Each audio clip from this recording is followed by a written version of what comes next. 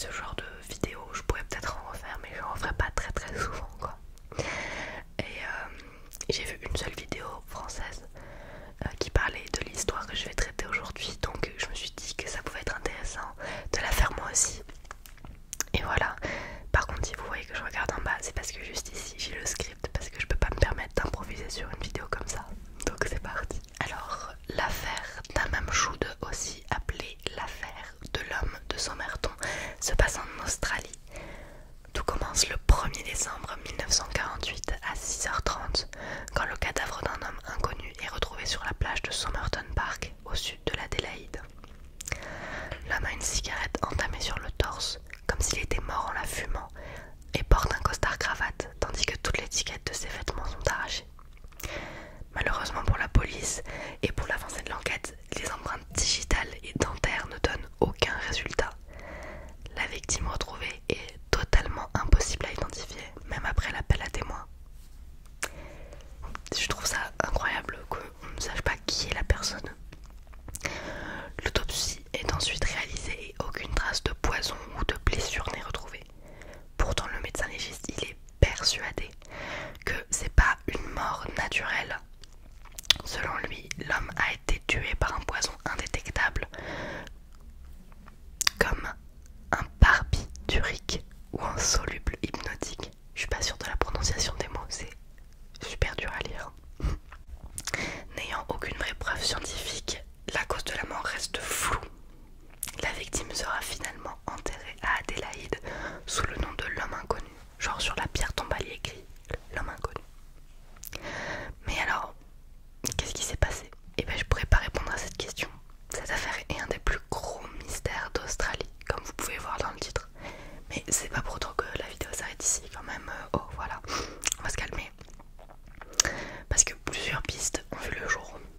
L'enquête n'avance pas plus jusqu'au 12 janvier 1949, lorsqu'une valise est retrouvée dans les vestiaires de la station ferroviaire d'Adélaïde.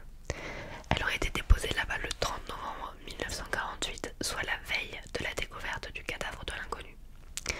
La valise n'avait aucune marque particulière qui pourrait permettre de retrouver son propriétaire, mais elle contenait le même fil qui avait servi à réparer une poche du pantalon de la victime. Est-ce que ça veut dire que cette valise lui appartenait?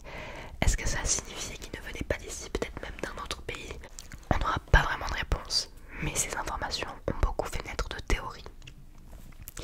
Après cela, le corps a été examiné à nouveau et une petite poche dans le pantalon de la victime a été découverte. Dans cette poche fut retrouvé un bout de papier, un bout de page d'un livre arraché contenant les mots d'Hammam Choud, donc le nom de l'affaire quoi, qui signifierait fin ou terminé en persan. Mais d'où vient cette page? La police a identifié le livre d'où elle provenait et a lancé un appel aux Australiens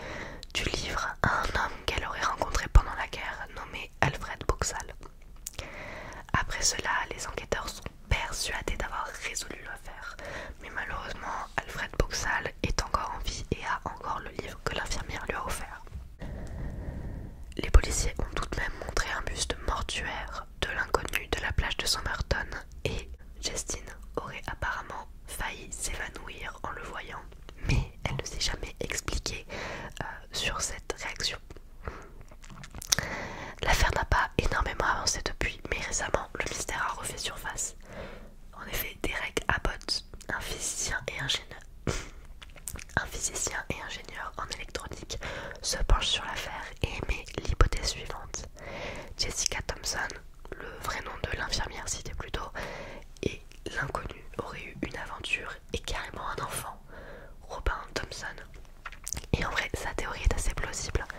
Jessica a bel et bien eu un enfant qui n'est pas de son mari et il aurait deux particularités physiques semblables à celles de l'homme sur la plage.